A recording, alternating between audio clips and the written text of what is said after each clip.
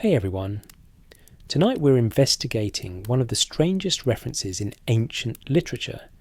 texts from classical Greek and Roman writers that describe a people called the Proselenes, inhabitants of Arcadia, who supposedly lived on Earth before the moon existed in the sky, a concept so bizarre that modern readers might dismiss it as mere mythology, yet so persistently mentioned by multiple ancient authors that it demands examination. Before we explore what these ancient texts actually say and what modern theories have been proposed to explain them, take a moment to like this video and subscribe if you enjoy these investigations into anomalous ancient references. Let me know in the comments what you think about the possibility that Earth once existed without its moon. Now settle in as we examine the classical sources for this strange tradition, the scientific theories about lunar origins, and the speculative connections that alternative researchers have drawn between these ancient texts and catastrophic events in Earth's prehistory. The term Proselenes, derived from the ancient Greek words pro meaning before and selene meaning moon, refers specifically to the Arcadians, inhabitants of the mountainous central region of the Peloponnese in Greece, who, according to various classical authors, possessed traditions claiming they had lived in their land since before the moon appeared in Earth's sky. This is not an obscure reference mentioned by a single questionable source, but rather appears in the writings of multiple respected ancient Greek and Roman authors spanning several centuries, suggesting that this tradition about pre-lunar Arcadians was widely known in the classical world, even if the truth of the claim was disputed or viewed with skepticism by ancient writers themselves. The earliest reference to this tradition comes from Hippus of Rhegium, a 5th century BCE historian whose work survives only in fragments preserved by later authors, specifically in the 6th century CE geographical lexicon of Stephanus of Byzantium, who quotes Hippus as mentioning the Arcadians' claim to prelunar antiquity. The 4th century BCE philosopher Aristotle, whose encyclopedic works on natural philosophy and history represent the pinnacle of classical Greek learning, referred to the Arcadians as inhabitants of their region since very ancient times, a period when the moon did not yet exist, and he noted that for this reason they were called Proselenes. The 4th century BCE astronomer and mathematician Eudoxus of Cnidus, one of the most accomplished scientists of antiquity, whose astronomical models of celestial movements influenced Greek and later Islamic astronomy for centuries, also mentioned this Arcadian tradition according to references in later sources. Apollonius of Rhodes, the 3rd century BCE poet, best known for his epic Argonautica recounting Jason's quest for the Golden Fleece, wrote that there was a time when not all the celestial orbs were yet in the heavens, before the Danaans and Deucalion races came into existence, when only the Arcadians lived, of whom it is said they inhabited the mountains and subsisted on acorns before the moon appeared. Plutarch, the 1st and 2nd century CE Greek philosopher and biographer, whose parallel lives and moralia represent invaluable sources for understanding Greco-Roman culture, mentioned in the Roman Questions that there were Arcadians of Evander's following, the so-called pre-lunar people, a reference connecting the Proselene tradition with specific legendary figures from Arcadian and Roman foundation myths. The Roman poet Ovid, writing around the same period as Plutarch, stated that the Arcadians are said to have possessed their land before the birth of Zeus, and the folk is older than the moon, placing the Arcadian claim to antiquity in explicitly mythological terms that predate even the king of the Olympian gods. These multiple references from respected ancient authors, spanning from the 5th century BCE through the 1st century CE, demonstrate that the tradition of pre-lunar Arcadians represented an established element of classical geographical and ethnographic lore, not a late invention or an isolated claim, but rather a persistent tradition that Greek and Roman writers considered worth mentioning, even if they did not necessarily believe it literally. The context in which ancient writers mention the Proselines varies, sometimes appearing in discussions of the great antiquity of the Arcadian people who claim to be autochthonous, meaning sprung from the earth itself, rather than descended from migrants who arrived from elsewhere, sometimes in astronomical or cosmological contexts, discussing the formation of celestial bodies, sometimes in mythological genealogies, tracing the origins of legendary peoples and heroes. The ancient Greeks themselves did not uniformly accept the literal truth of the Proseline tradition, with some writers treating it as a poetic expression of Arcadian antiquity, rather than as a historical claim about celestial history. Lucian, the 2nd century CE satirist, known for his sceptical and humorous approach to mythology and popular beliefs, wrote that the Arcadians affirm in their folly that they are older than the moon, a phrasing that suggests Lucian viewed this claim with considerable doubt, even while acknowledging its existence as part of Arcadian cultural identity. The fact that multiple ancient writers mention this tradition while simultaneously expressing or implying skepticism about its literal truth indicates that the Proseline concept functioned more as a cultural marker of Arcadian identity and claims to primordial origins than as a seriously defended astronomical or historical theory in the ancient world. The question of what the ancient Arcadians themselves meant by claiming to be pre-lunar, and what Greek and Roman writers understood them to mean, requires careful consideration because we must avoid projecting modern cosmological concepts back onto ancient sources that operated within very different frameworks for understanding celestial phenomena and human origins. The ancient Greek cosmos, as conceptualized in classical philosophy and mythology, involved different assumptions about the origins and nature of celestial bodies than modern astronomy employs, with the heavens often understood as having come into being through divine actions, through the separation of primordial chaos into ordered realms, through the births or placements of personified celestial deities, rather than through physical processes of planetary accretion and orbital mechanics. Within this ancient cosmological framework, the claim that people existed before the moon might mean that the Arcadians traced their origins to a primordial time before the cosmos achieved its current ordered state, before all the celestial gods and their associated heavenly bodies had taken their places in the sky, a claim about mythological rather than physical chronology. The connection between the Proseline tradition and modern theories about catastrophic events in Earth's prehistory, about possible changes in the moon's orbit, or even about the moon being captured by Earth's gravity at some point after Earth's formation, rather than forming simultaneously with our planet, represents a much later interpretive layer imposed on these ancient texts by researchers beginning in the 20th century, who sought to use classical references as evidence for dramatic celestial mechanics scenarios. The most influential figure in promoting catastrophist interpretations of ancient traditions, including the Proseline references, was Immanuel Velikovsky, a Russian Jewish psychiatrist and independent scholar, who in 1950 published Worlds in Collision, a controversial book proposing that Venus had been ejected from Jupiter as a comet within historical times, and had made close approaches to Earth, causing the various catastrophes recorded in ancient mythologies and scriptures before settling into its current orbit. Velikovsky's broader catastrophist framework, which extended beyond Worlds in Collision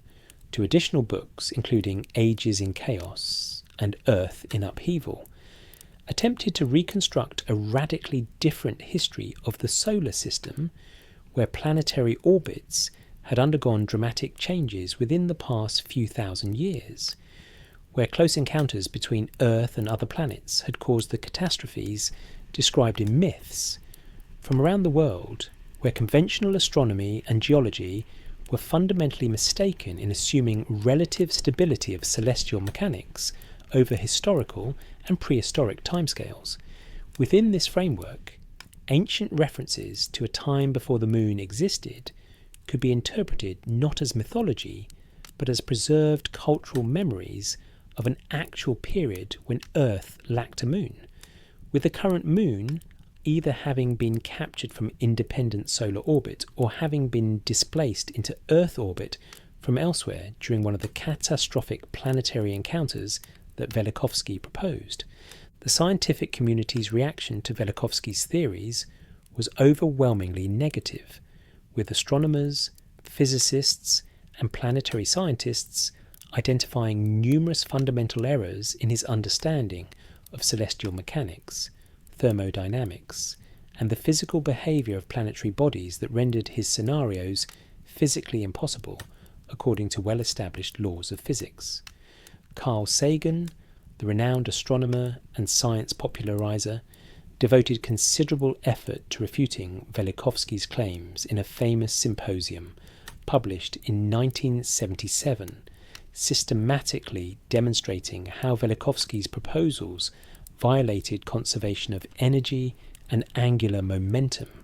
how his predictions about Venus's temperature and atmosphere were either wrong or had been anticipated by conventional astronomy before his book was published, how his interpretations of ancient texts involved selective reading that ignored contrary evidence and imposed modern concepts onto sources that meant something quite different in their original contexts. The specific question of whether the moon could have been captured by Earth's gravity from an independent solar orbit at some point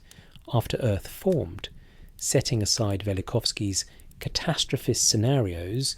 involving recent captures, represents a legitimate scientific question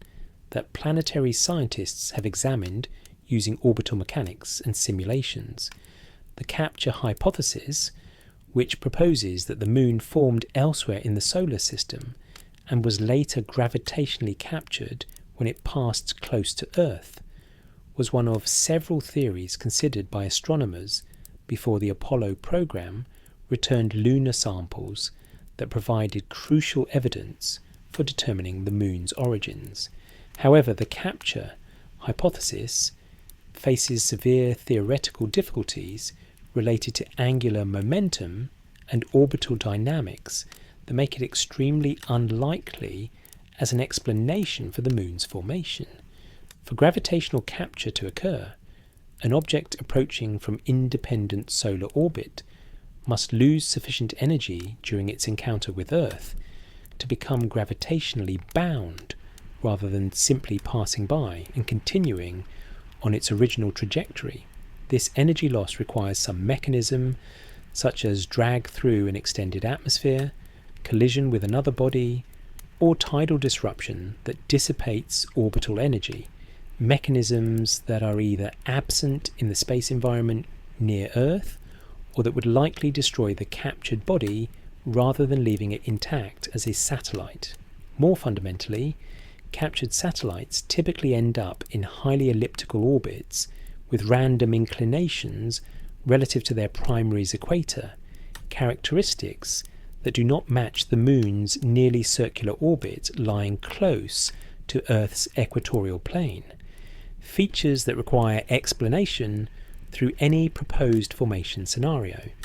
The angular momentum of the Earth-Moon system represents another severe problem for capture scenarios, because currently about 80% of the system's total angular momentum resides in the moon's orbital motion around Earth, while only 20% comes from Earth's rotation, a distribution that cannot be explained if the moon was captured from an independent orbit, since such capture would add orbital angular momentum without significantly affecting Earth's rotational angular momentum. If the Moon had been captured recently, as Velikovsky's framework might suggest, or as interpretations of Proserline traditions might propose, this would have dramatically affected Earth's rotation rate and day length. Changes that would be recorded in geological evidence, including tidal rhythmites, sedimentary deposits that preserve daily and monthly cycles in their layering, and that demonstrate the Moon has been gradually moving away from Earth, while Earth's rotation has been gradually slowing for billions of years, rather than showing evidence of recent catastrophic changes. The current scientific consensus about the Moon's origin centres on the giant impact hypothesis, also called the Theia impact or Big Whack theory, which proposes that approximately 4.5 billion years ago, shortly after Earth itself formed, a Mars-sized planetary body called Theia collided with the proto-Earth in a glancing blow that ejected enormous quantities of material from both bodies into orbit around Earth. Material that then coalesced through gravitational accretion to form the Moon. This hypothesis, first proposed in the mid-1970s and refined over subsequent decades, particularly after analysis of lunar samples returned by the Apollo missions, successfully explains multiple characteristics of the Earth-Moon system that other formation theories struggle to account for, including the Moon's relatively large size compared to Earth, its orbital characteristics, its bulk composition, and the isotopic similarities between lunar and terrestrial rocks. The evidence supporting the giant impact hypothesis comes from multiple independent lines of investigation, including computer simulations of planetary collisions that can reproduce the mass and angular momentum of the current Earth-Moon system, geochemical analysis of lunar samples showing both similarities to and differences from terrestrial rocks in ways consistent with derivation from Earth's mantle mixed with impactor material, the Moon's low density indicating it lacks a substantial iron core, unlike Earth suggesting it formed primarily from mantle material, and the depletion of volatile elements in lunar rocks consistent with formation at high temperatures during the impact event. Modern computational studies using sophisticated hydrodynamic codes that simulate the physics of giant planetary collisions have demonstrated that impacts at specific angles and velocities can produce debris disks around Earth that would coalesce into a Moon with characteristics matching our actual Moon, providing quantitative support for scenarios that earlier could only be described qualitatively. The alternative theories for lunar origin that competed with the giant impact hypothesis before Apollo samples provided decisive evidence include the co-formation or double planet hypothesis, which proposed that Earth and Moon formed together from the same region of the solar nebula as a binary planet system. The fission hypothesis, originally proposed by George Darwin in the late 19th century, which suggested the Moon spun off from a rapidly rotating molten Earth, and the capture hypothesis already mentioned, which proposed the Moon formed elsewhere and was later gravitationally captured by Earth. Each of these alternatives faces specific difficulties that the giant impact hypothesis avoids. The co-formation theory cannot explain why the Moon has such a low density and small iron core compared to Earth. If both form from the same material, the fission theory requires an impossibly rapid initial rotation rate for Earth and cannot explain how such rotation would have been achieved or where the necessary angular momentum went after the Moon separated, and the capture theory faces the energy dissipation and orbital characteristics problems already discussed. The Apollo program's return of 382 kilograms of lunar rocks and soil from 6 successful landing missions between 1969 and 1972 provided scientists with physical samples from the Moon that could be subjected to radiometric dating, geochemical analysis, and detailed mineralogical study, data that revolutionized understanding of lunar history and origins. Radiometric dating of the oldest lunar highland rocks yielded ages of approximately 4.4 to 4.5 billion years, demonstrating that the Moon solidified from a molten state very early in solar system history, shortly after Earth itself formed approximately 4.54 billion years ago. The oxygen isotope ratios in lunar rocks proved nearly identical to those in terrestrial rocks, a surprising finding that indicates the Moon and Earth formed from material with the same oxygen isotope signature, consistent with the giant impact hypothesis, where much of the Moon derives from Earth's mantle mixed with impactor material, but difficult to explain if the Moon formed independently elsewhere in the solar system and was later captured. The crater chronology visible on the lunar surface, combined with radiometric dating of samples from different regions, has allowed scientists to reconstruct a detailed history of lunar bombardment extending back to the Moon's formation. The heavily cratered lunar highlands preserve a record of the late heavy bombardment, an intense period of asteroid and comet impacts that occurred approximately 4.1 to 3.8 billion years ago, affecting all inner solar system bodies, including Earth. While the younger mare or dark plains visible on the lunar surface represent basaltic lava flows that erupted between approximately 3.9 and 3.1 billion years ago, filling large impact basins. This geological record, demonstrating continuous lunar surface evolution over more than 4 billion years, directly contradicts any scenario where the Moon arrived in Earth orbit within the past millions or even billions of years, since such recent arrival would have reset the cratering record and prevented the accumulation of the observed crater density patterns that require billions of years of exposure to solar system debris. The ongoing tidal evolution of the Earth-Moon system provides additional powerful evidence against recent lunar arrival or capture scenarios and supports the ancient formation indicated by radiometric dating. Tidal forces between Earth and Moon cause the Moon to gradually move away from Earth at a rate of approximately 3.8 centimetres per year, a recession that can be measured directly using laser ranging to reflectors placed on the lunar surface by Apollo astronauts, and that results from the transfer of angular momentum from Earth's rotation to the Moon's orbital motion through tidal friction. This tidal acceleration has been operating throughout the Earth-Moon system's history, meaning the Moon was much closer to Earth in the distant past than it is today. Calculations based on current recession rates indicate the Moon would have been near the Roche limit, where tidal forces would tear apart a body held together only by its own gravity approximately 1.5 billion years ago, a constraint that complicated understanding of lunar evolution until recognition that tidal dissipation rates have changed over geological time due to variations in ocean basin configurations and other factors. The preservation of tidal rhythmites in ancient sedimentary rocks, deposits where daily tidal cycles created thin layers and monthly cycles of spring and neap,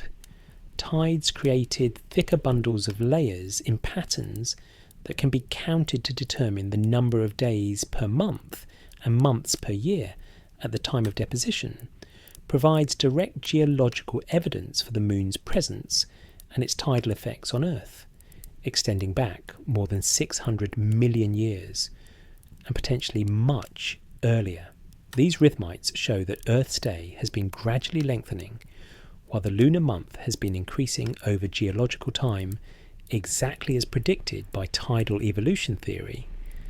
with measurements from 620 million-year-old rhythmites indicating there were approximately 400 days per year at that time compared to the current 365,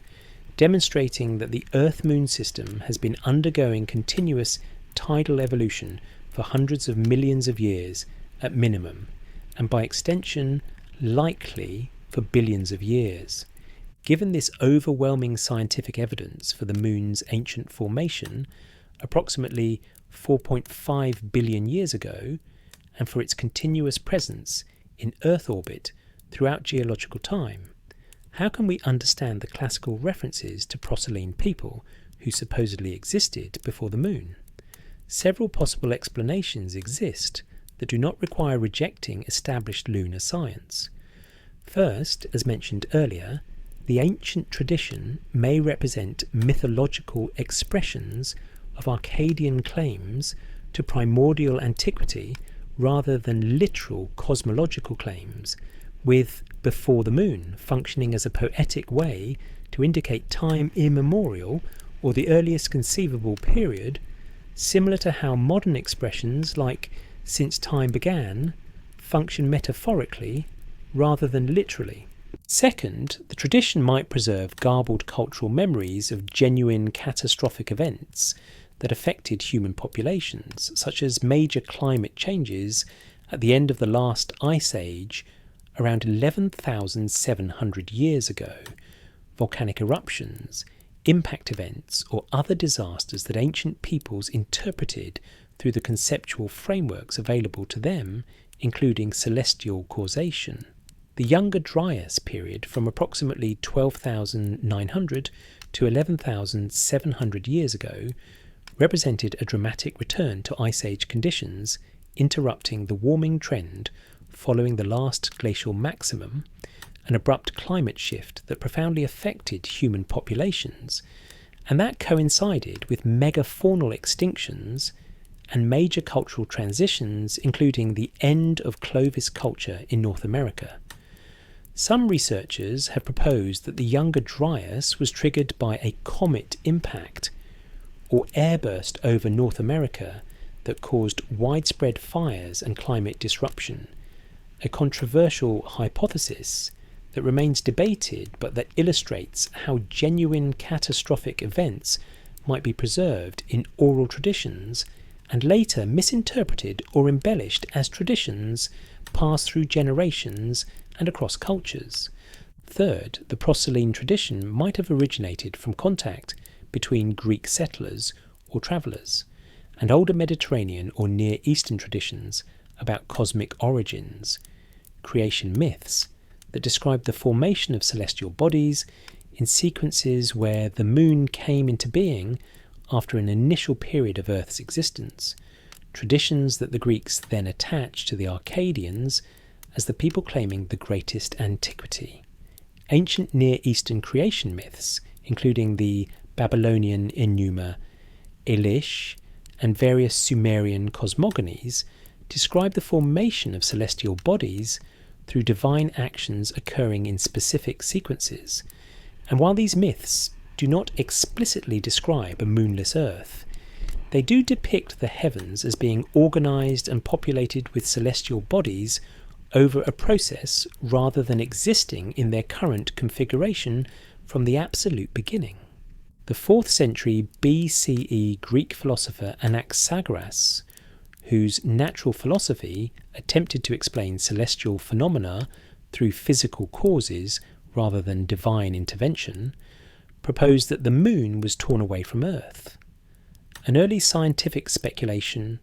about lunar origins that demonstrates ancient Greek thinkers were developing physical theories about how the Moon came to exist separate from Earth.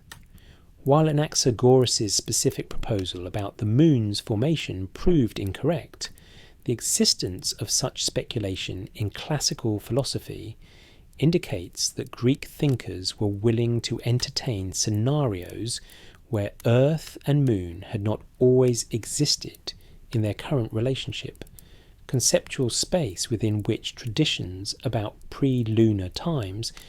could be considered as potentially reflecting actual physical history rather than purely mythological narrative. The connections that some alternative researchers and theorists draw between the Proselyne tradition and the Anunnaki narrative, popularized by Zecharia Sitchin and discussed in previous episodes, represents yet another interpretive layer imposed on these classical texts, an attempt to integrate ancient Greek references with Sitchin's framework of extraterrestrial interventions in human affairs. According to this synthesis, the arrival of the Moon in Earth orbit supposedly coincided with or resulted from the arrival of the Anunnaki, advanced beings from a hypothetical planet called Nibiru, whose capture into an elongated orbit around the Sun allegedly caused gravitational perturbations affecting Earth and other inner solar system bodies.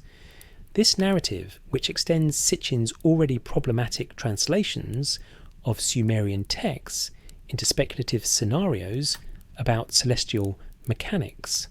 combines the Proselyne references with Velikovskian catastrophism and ancient astronaut theories to create a comprehensive alternative history where major geological and celestial changes occurred within the time frame of human cultural memory. The scientific objections to this synthesized narrative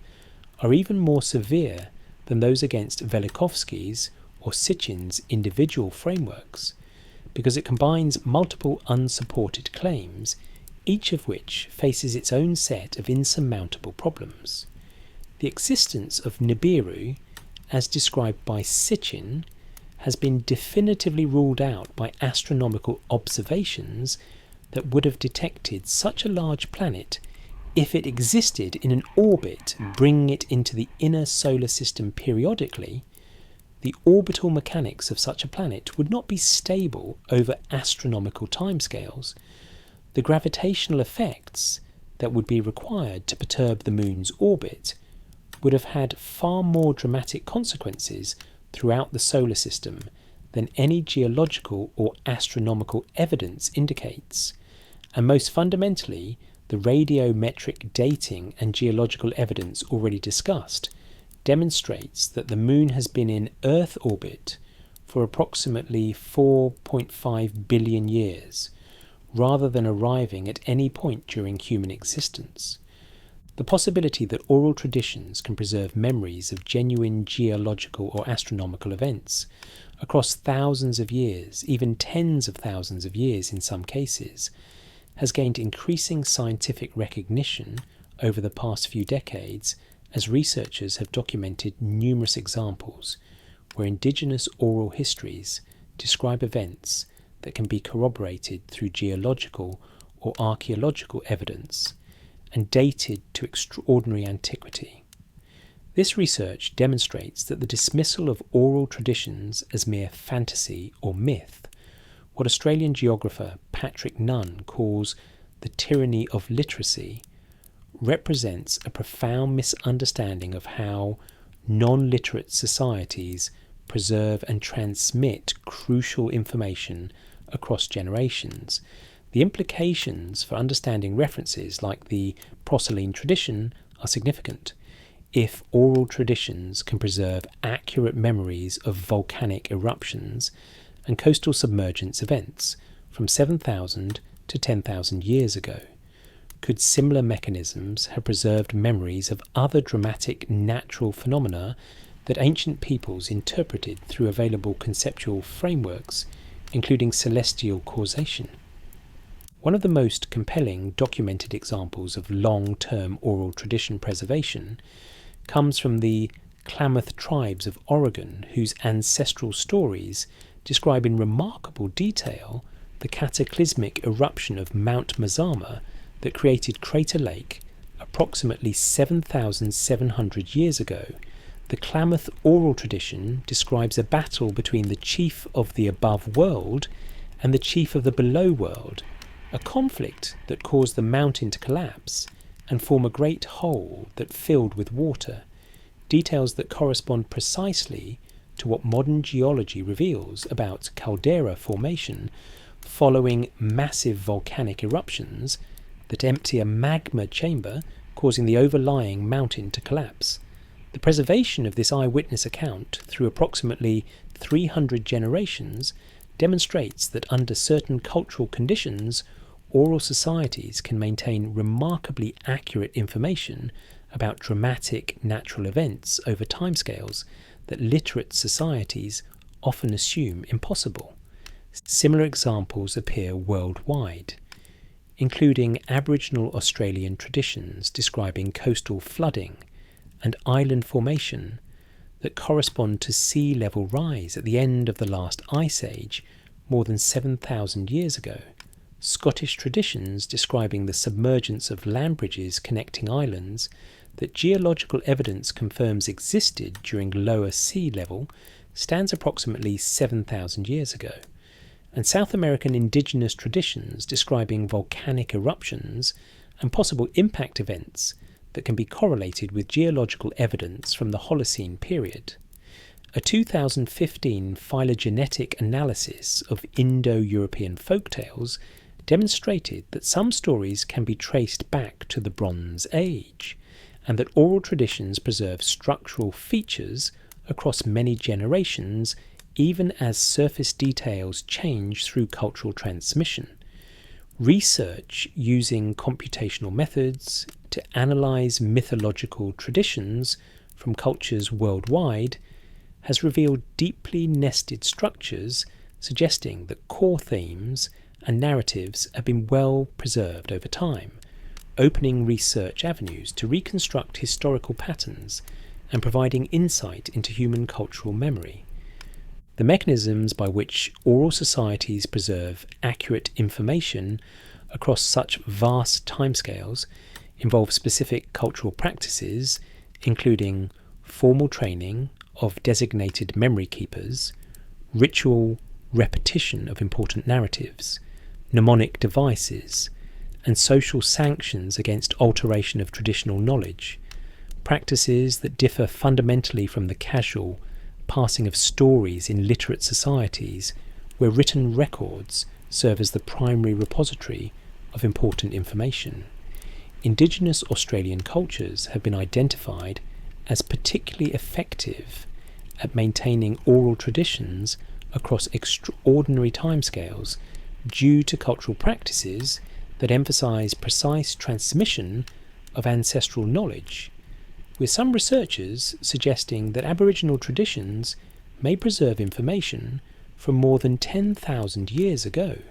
reaching back to the early Holocene and possibly the terminal Pleistocene. These findings have profound implications for how we interpret ancient traditions from Mediterranean and Near Eastern cultures. If non-literate societies in Australia and the Americas could preserve accurate information about geological events from 7,000 to 10,000 years ago, might similar preservation have occurred in prehistoric Arcadia? The question becomes whether the Proselyne tradition could represent a garbled cultural memory of some actual dramatic event or series of events from the early Holocene that ancient Arcadians interpreted as involving the moon's arrival or appearance in the sky. The period from approximately 12,000 to 8,000 years ago saw dramatic environmental changes in the Mediterranean region, including rapid sea level rise as ice sheets melted, the flooding of coastal areas and formation of new islands and straits, significant climate shifts including the Younger Dryas Coal period from 12,900 to 11,700 years ago, and various volcanic eruptions and possibly impact events that would have profoundly affected human populations. The hypothesis that Mediterranean flood myths, including the Greek tradition of Deucalion's deluge, preserve memories of actual flooding events has been explored by multiple researchers, with proposed causes including tsunamis from the Thera eruption around 1630 BCE, the Black Sea deluge hypothesis proposing catastrophic flooding around 5600 BCE, when Mediterranean waters broke through into the Black Sea basin and various local floods caused by river avulsion or storm surges. The connection between flood traditions and the Proselyne concept becomes relevant when we consider that many ancient Mediterranean cultures associated celestial phenomena with terrestrial catastrophes, attributing floods, earthquakes, and other disasters to the actions or movements of celestial deities or bodies. If early Holocene populations in what would become Arcadia experienced catastrophic flooding or other environmental disasters during a period when unusual atmospheric or celestial phenomena were visible, perhaps related to volcanic eruptions creating unusual atmospheric effects, impact events producing visible fireballs or atmospheric disturbances, or simply coincidental conjunction of terrestrial disasters with memorable lunar phenomena like eclipses or unusual lunar positions, these experiences might have been preserved in oral tradition as a time when the world was different, including the sky itself being different, memories that later generations receiving these traditions might interpret as describing a time before the moon existed. The geological and paleoclimatic evidence for dramatic environmental changes in the eastern Mediterranean during the early Holocene period, when such traditions might have originated, includes sea level rise of approximately 120 metres from the last glacial maximum around 20,000 years ago to near modern levels by approximately 6,000 years ago, a rise that transformed coastal geographies and would have forced human populations to repeatedly relocate away from encroaching seas. The rate of sea level rise was not constant, but included periods of accelerated rise, including meltwater pulse 1A, around 14,600 years ago, when sea levels rose perhaps 20 metres in less than 500 years, and meltwater pulse 1B around 11,300 years ago, with another rapid rise episode,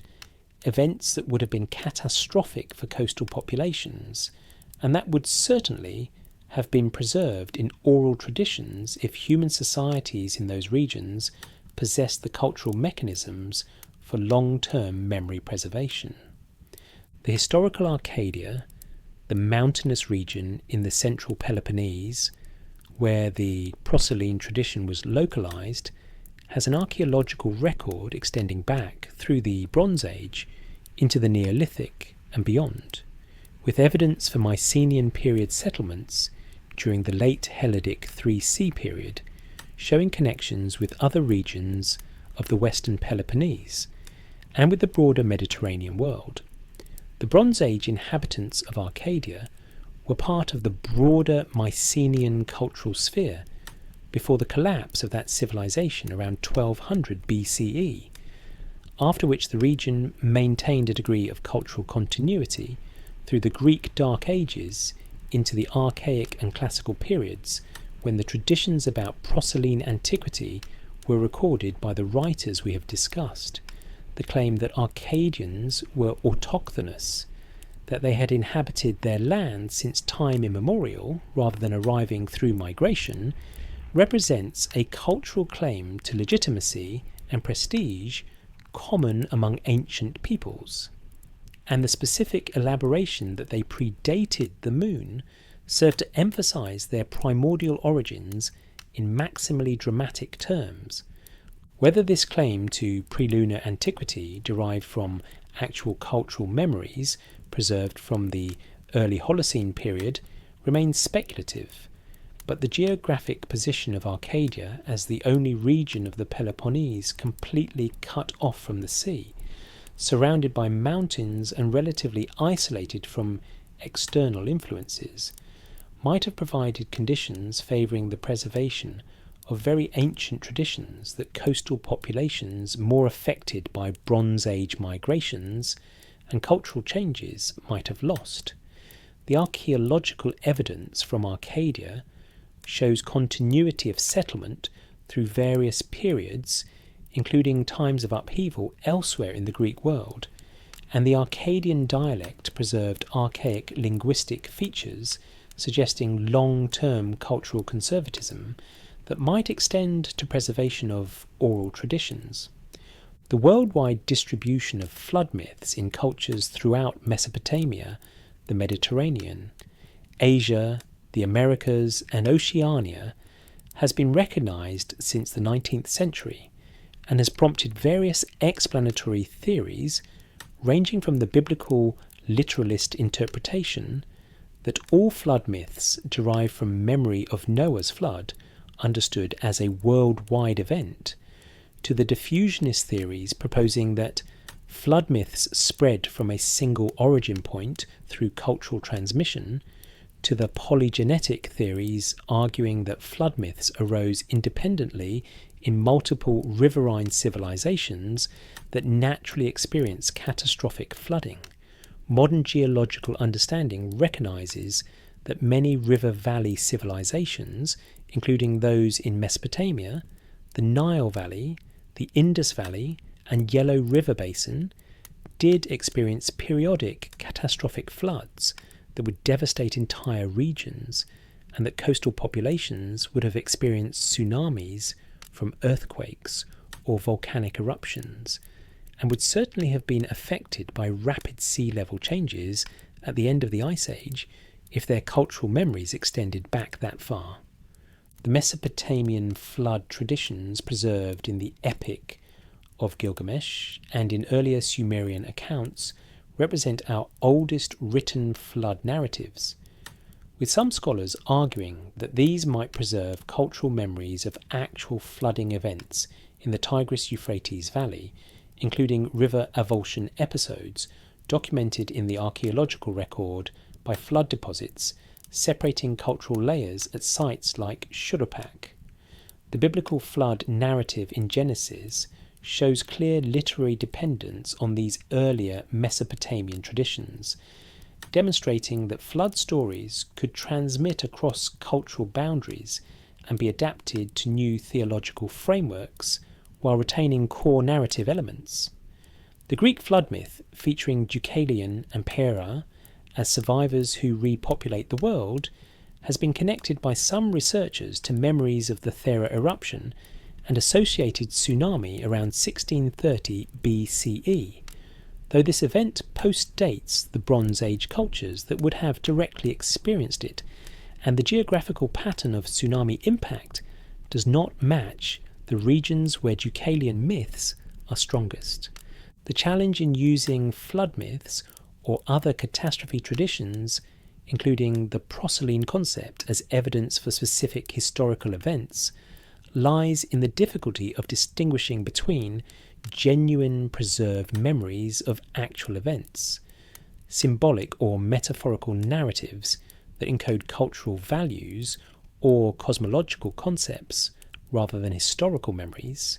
and later literary inventions that may draw on earlier themes but that do not represent continuous oral tradition. The methodology that researchers like Patrick Nunn have developed for evaluating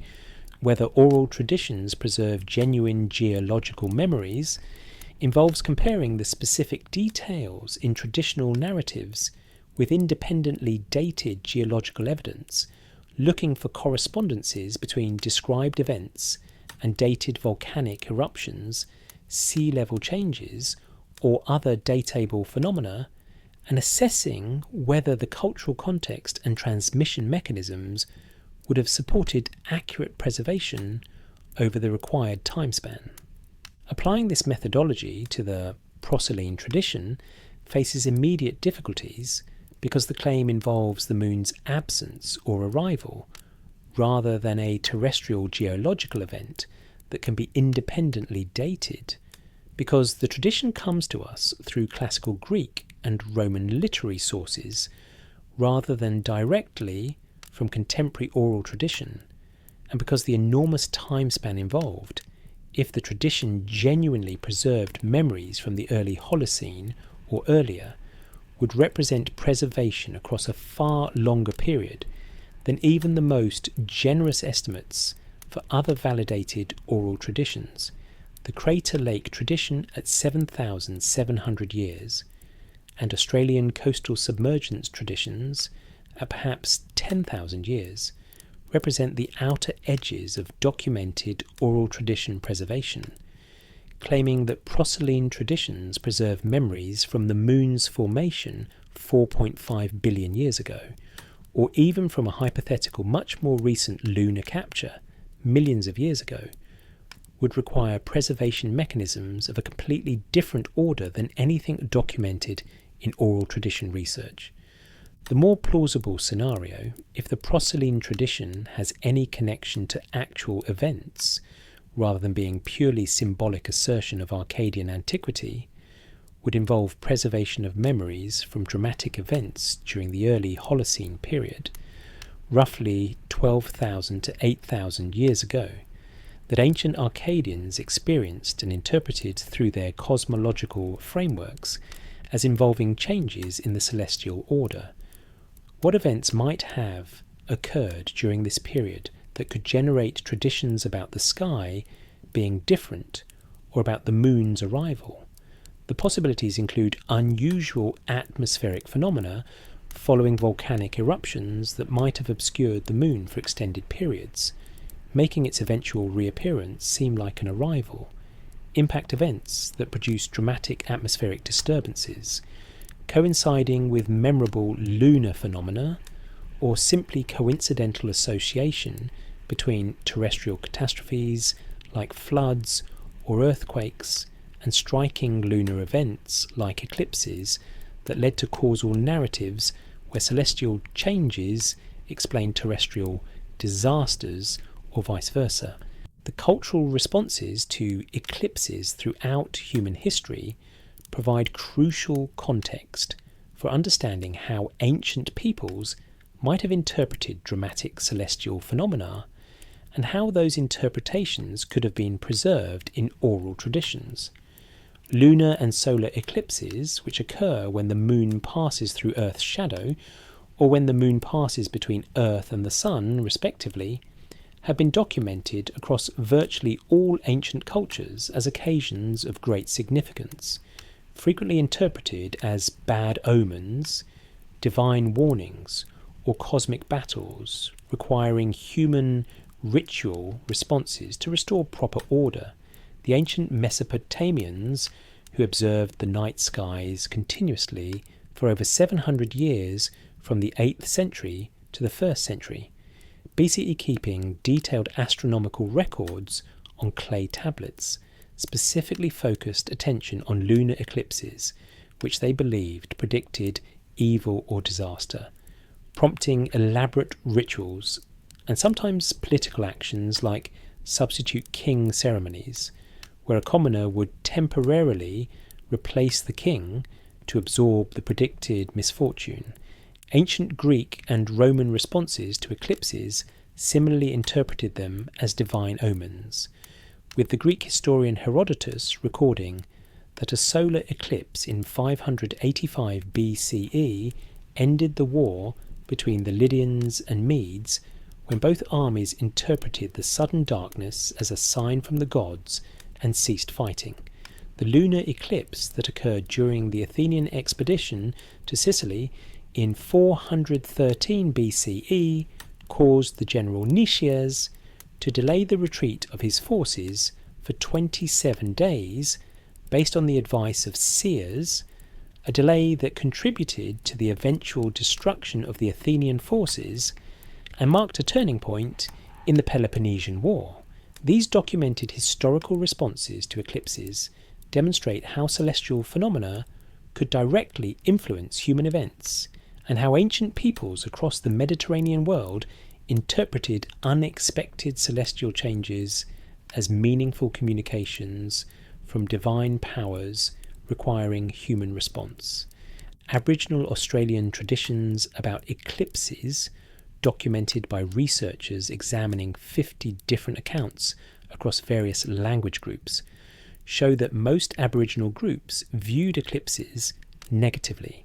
frequently associating them with sickness, death or cosmic battles between celestial beings, with specific ritual responses required to restore balance. In Norse mythology, lunar and solar eclipses were explained as the wolves Skirl and Hati catching the sun and moon respectively, events that presaged Ragnarok, or the end of the world, while Mayan cultures conducted ceremonial rituals involving offerings and dances during eclipses, believing them to be messages from the gods, or times when the cosmos was especially vulnerable. The Aztecs interpreted the reddish colour of the moon during total lunar eclipses as evidence of a cosmic battle between the moon and a jaguar associated with death, with the eclipse representing the temporary victory of darkness over light. These cross-cultural patterns in eclipse interpretation suggest that unusual or dramatic celestial phenomena consistently provoked strong responses from ancient peoples who lacked astronomical explanations for such events, and who interpreted them through available religious and cosmological frameworks. If a prolonged series of unusual celestial phenomena occurred during the early Holocene, perhaps related to impact events producing atmospheric disturbances, volcanic eruptions creating unusual sky appearances, or simply coincidental clustering of eclipses and other rare astronomical events during a period of terrestrial catastrophes, the cultural responses and preserved memories might describe the sky as fundamentally different during that period. Traditions that later generations receiving them second or third hand might interpret as describing a time when celestial bodies were absent or different. The documented effects of volcanic eruptions on atmospheric appearance provide one plausible mechanism by which the moon could appear to be absent or fundamentally changed for extended periods, creating conditions that ancient observers might describe as moonless skies. The 1883 eruption of Krakatoa in Indonesia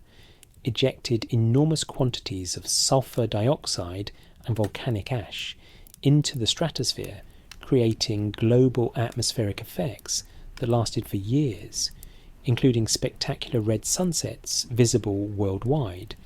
blue and sometimes green moons caused by ash particles of specific sizes scattering light selectively, lavender suns and noctilucent clouds. The volcanic dust circled the globe within days, with red sunsets observed in Brazil, more than 10,000 miles away, within 36 hours of the eruption, demonstrating how volcanic material can rapidly disperse through the upper atmosphere. The 1783 eruption of Laki in Iceland produced a persistent volcanic haze that affected European skies for months, blocking sunlight sufficiently to cause crop failures and contributing to the severe winter of 1783 to 1784, one of the factors that created conditions leading to food shortages and social unrest before the French Revolution. Ancient volcanic eruptions of comparable or greater magnitude would have produced similar or more severe atmospheric effects, and if such eruptions occurred during periods when human populations in specific regions were already stressed by other environmental changes like rapid sea level rise, climate shifts or floods, the combination of terrestrial disasters with darkened skies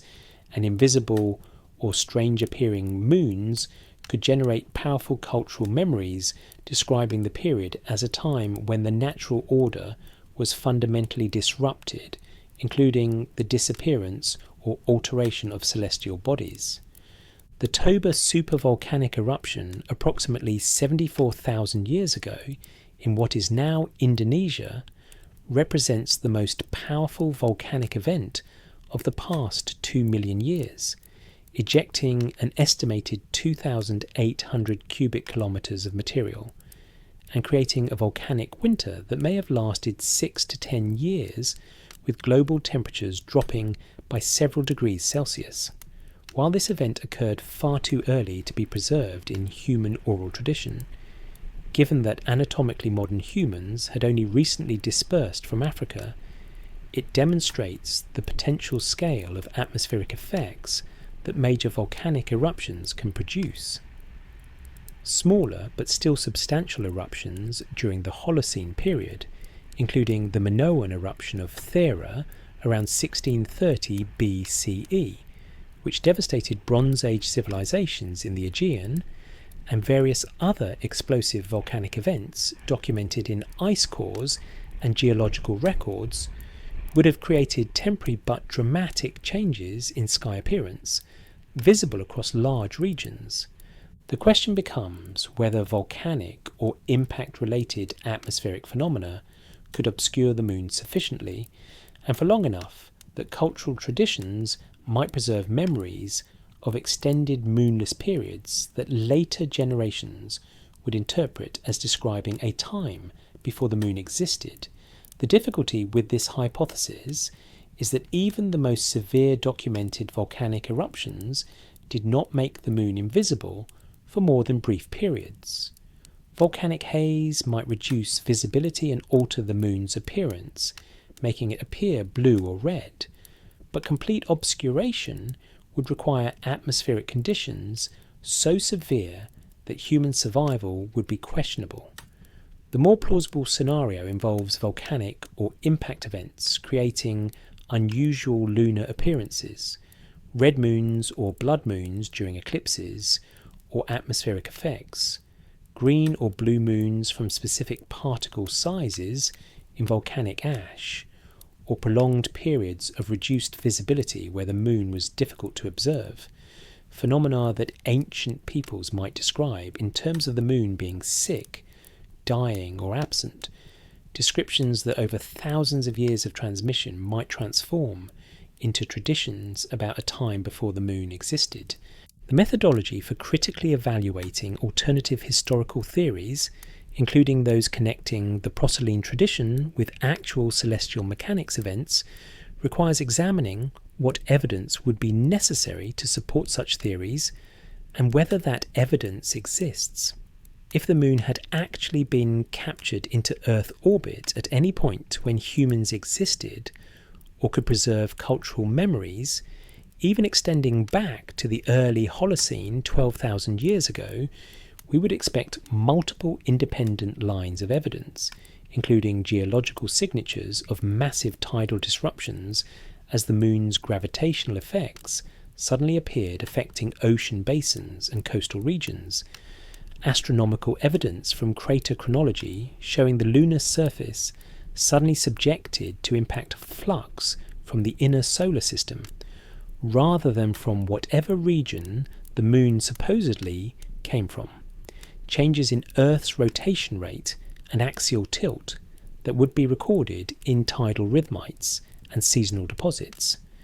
and most fundamentally, physical evidence from lunar samples showing formation and evolution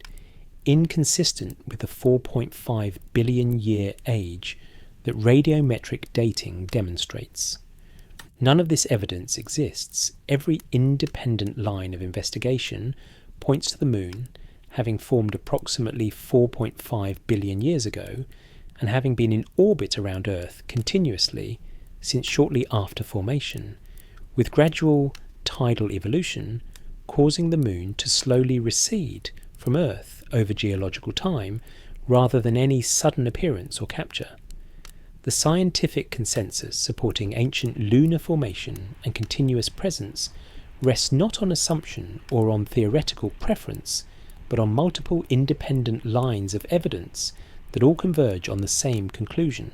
a convergence that makes alternative scenarios requiring recent lunar capture extraordinarily implausible regardless of how we interpret ancient textual traditions. The broader question of how to evaluate ancient texts and traditions when they appear to conflict with scientific understanding requires careful methodology that respects both the value of cultural traditions as repositories of information and the standards of evidence required for scientific conclusions. The framework that researchers like Patrick Nunn have developed for assessing whether oral traditions preserve genuine geological memories involves specific criteria,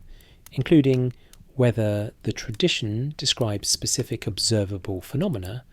rather than vague or metaphorical events, whether the chronology is consistent with independent dating of proposed events,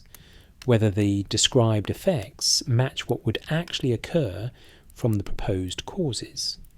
whether the cultural transmission mechanisms would support accurate preservation over the required timespan, and whether alternative explanations exist that might account for the tradition without requiring the dramatic claims being made. Applying these criteria to the Proselyne tradition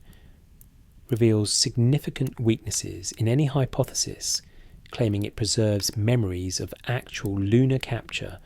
or appearance. The tradition does not describe specific observable phenomena about how the moon appeared or what events accompanied its arrival. It merely claims Arcadians existed before the moon, a claim so general that it could accommodate countless different specific scenarios. The chronology is completely unspecified. We have no indication from the classical sources about when this supposed pre-lunar period occurred, how long it lasted, or what marked the transition to the current lunar era.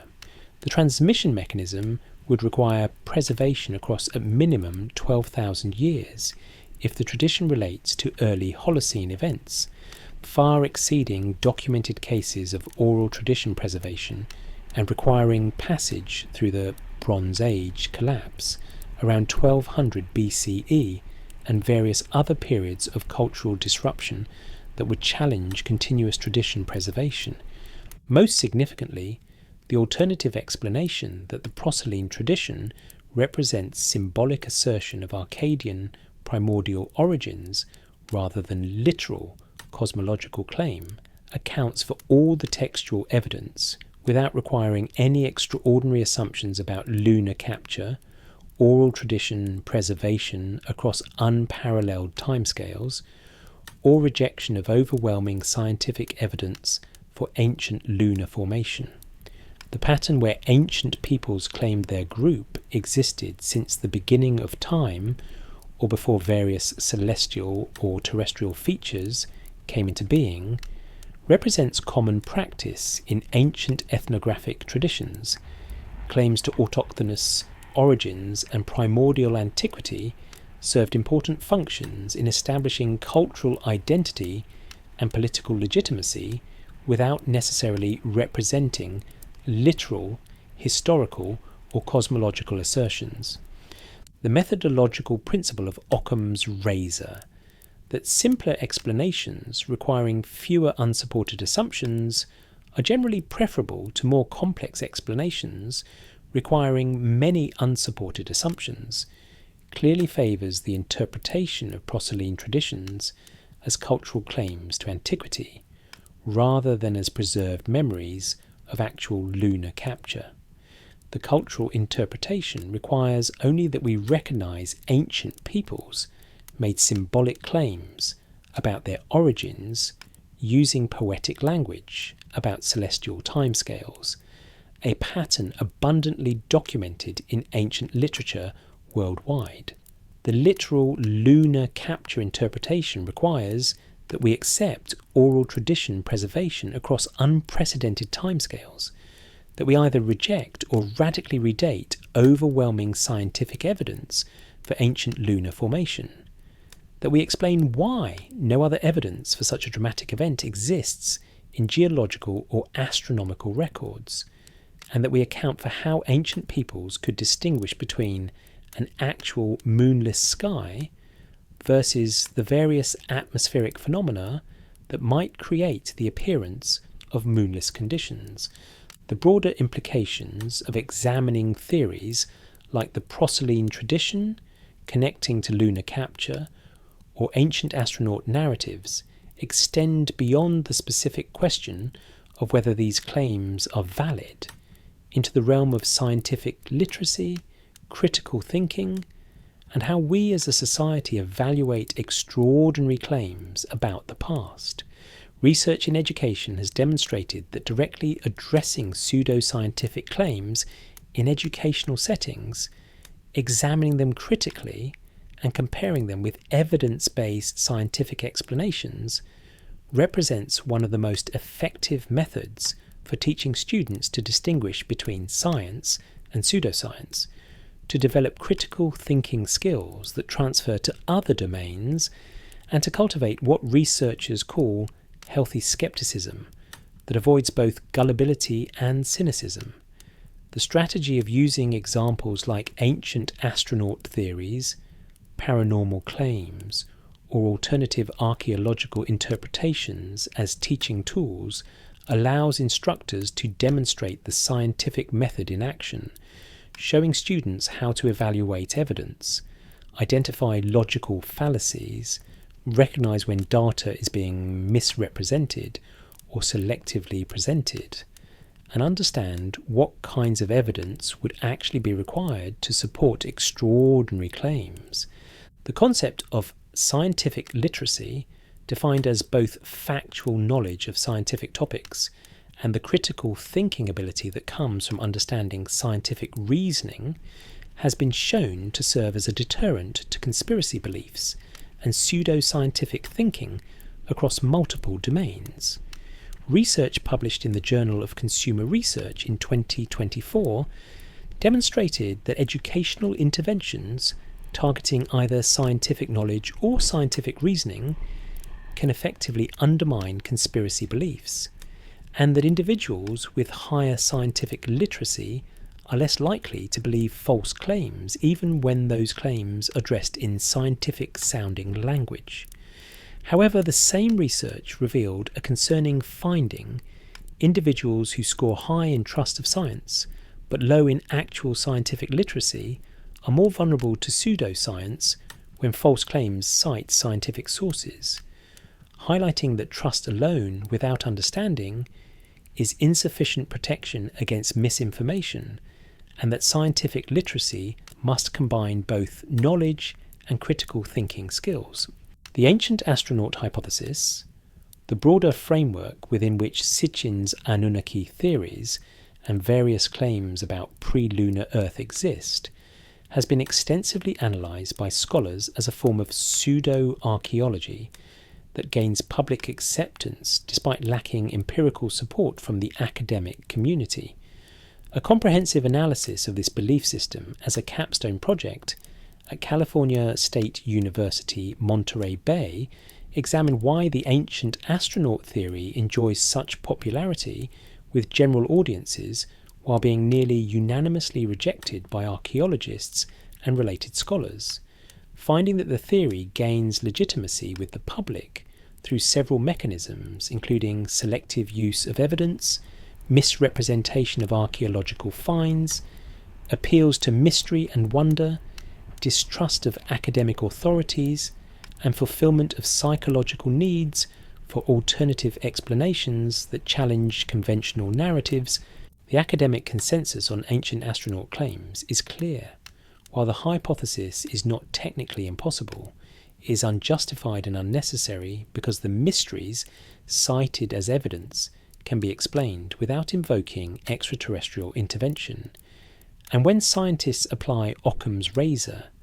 the principle that simpler explanations requiring fewer unsupported assumptions should be preferred over more complex ones,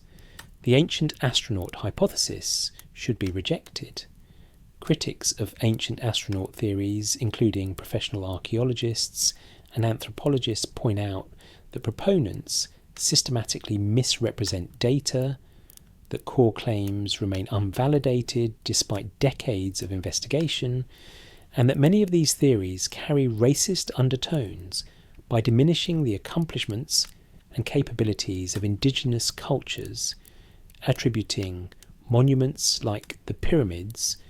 Machu Picchu, or the Moai of Easter Island to extraterrestrial assistance, rather than recognizing the intelligence, ingenuity, and capabilities of the human societies that actually built them.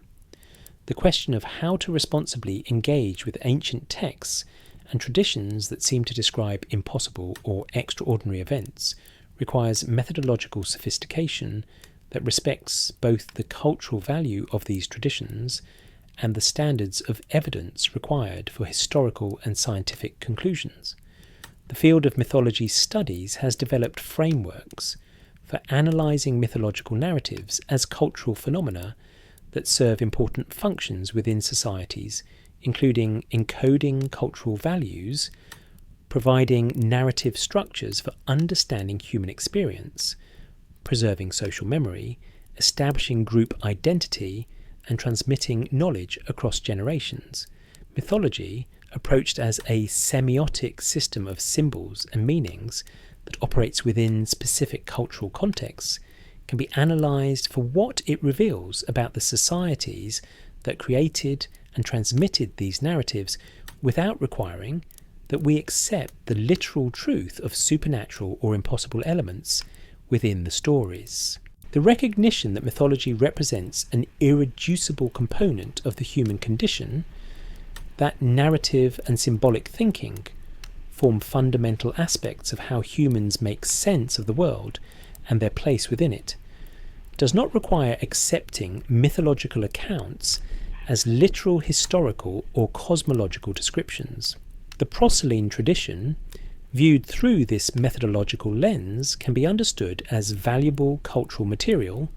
that reveals something about how ancient Arcadians conceived of their identity and origins, about how classical Greek and Roman writers understood ethnographic claims and primordial time, about patterns in ancient Mediterranean thought regarding the relationship between human communities and cosmic history, all without requiring that we believe Arcadians actually existed before the moon, or that the tradition preserves accurate memories of lunar capture. The challenge for educators, for content creators, and for anyone attempting to communicate about ancient history and archaeology to public audiences involves finding the balance between generating interest and excitement about the past while maintaining commitment to evidence-based conclusions and honest representation of what we actually know versus what remains speculative. The enormous popularity of alternative archaeology content, including television programs like Ancient Aliens, books promoting various catastrophist or ancient astronaut theories, and countless internet sources presenting dramatic reinterpretations of ancient sites and texts, demonstrates that public interest in these topics is substantial, and that conventional archaeological and historical scholarship often fails to engage audiences as effectively as alternative narratives do, rather than simply dismissing this interest as ignorance or viewing it as a threat to legitimate scholarship. Researchers and educators can recognise it as an opportunity to demonstrate how scientific investigation actually works, to model critical thinking in accessible ways, and to show that evidence-based history is actually more fascinating and more respectful of ancient people's accomplishments than theories that attribute everything impressive to extraterrestrials or lost supercivilizations. The specific case of the Proselyne tradition illustrates these broader issues perfectly because it involves real ancient texts that can be examined, because it raises legitimate questions about oral tradition, preservation, and cultural memory that scholars themselves actively research, because evaluating claims about lunar capture requires understanding evidence from multiple scientific disciplines, including astronomy, geology, and physics, and because the tradition connects to larger alternative historical narratives that millions of people find compelling. By examining what the ancient sources actually say about the Proselynes,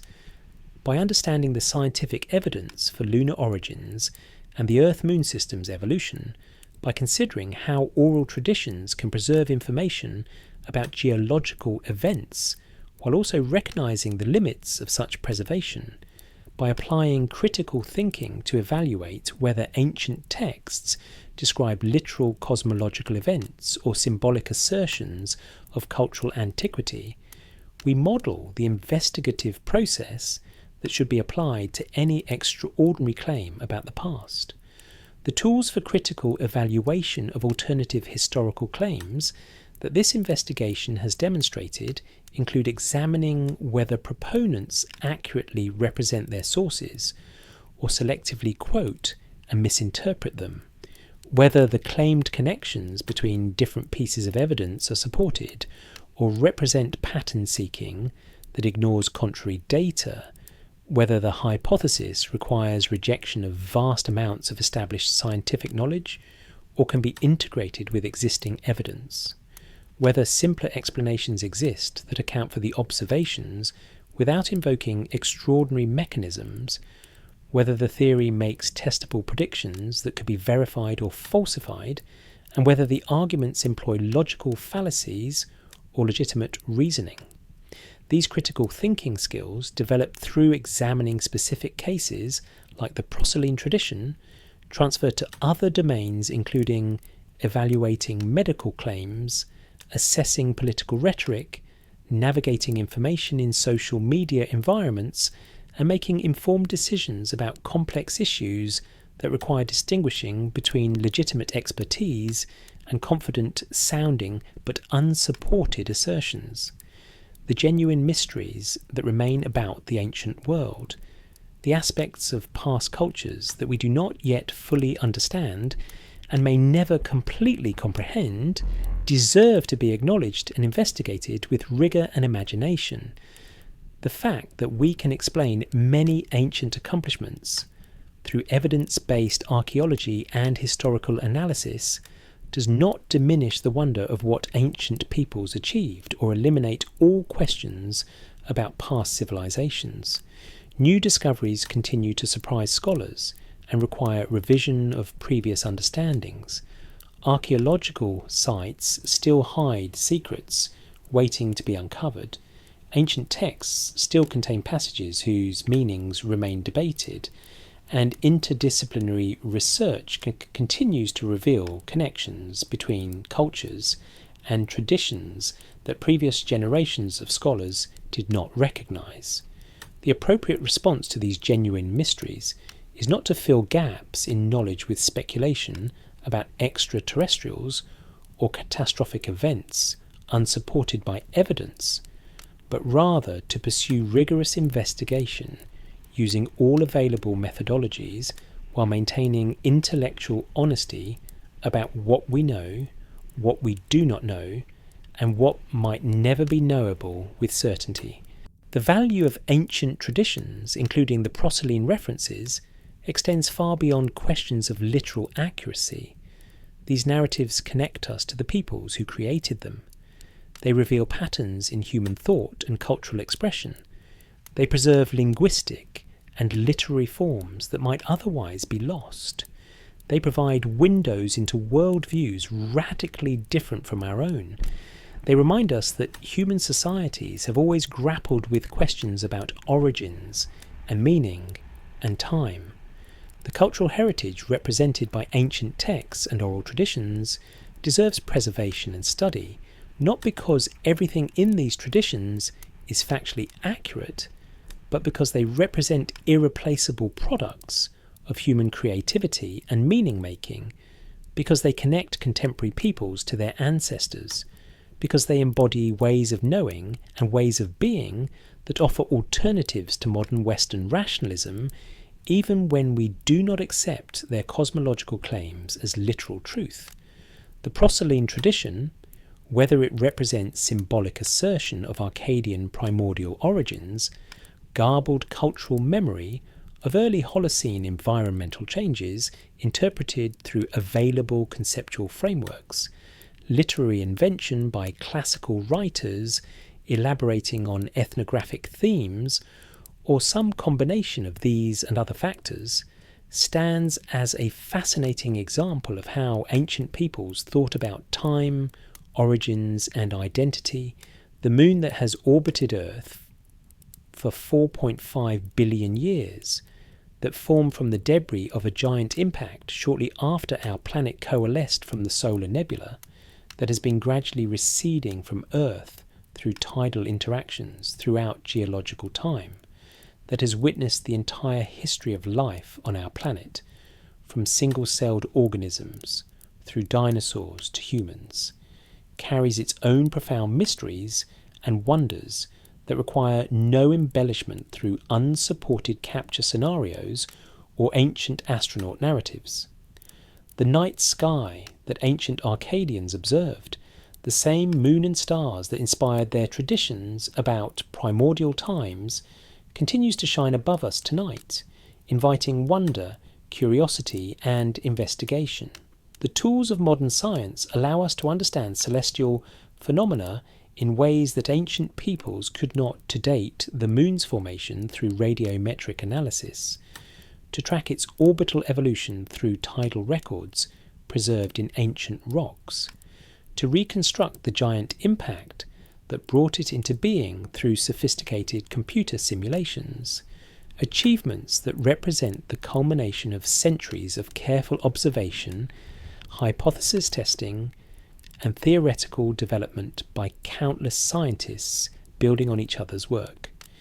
This scientific understanding enhances rather than diminishes the wonder of the moon's existence,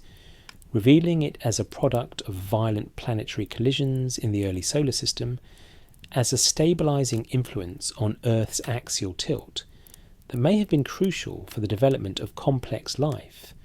as a natural satellite whose gravitational effects shape Earth's oceans and whose presence has influenced human culture throughout our existence as a species. Whether you came to this video believing that ancient texts might preserve evidence of lunar capture, or approached it with skepticism toward alternative historical theories, or simply wanted to learn about an interesting classical tradition, the important takeaway is the process of critical evaluation itself. The proselynes of ancient Arcadia, those people who supposedly existed before the moon, remain in the realm of symbolic ancestry and cultural assertion rather than literal cosmological history. But examining this tradition has required engaging with multiple disciplines, including classical literature, planetary science, oral tradition research, comparative mythology, and critical thinking methodology. This kind of interdisciplinary investigation, this willingness to examine extraordinary claims seriously while applying rigorous standards of evidence, this recognition that ancient traditions have cultural and intellectual value, even when they do not provide literal descriptions of physical events,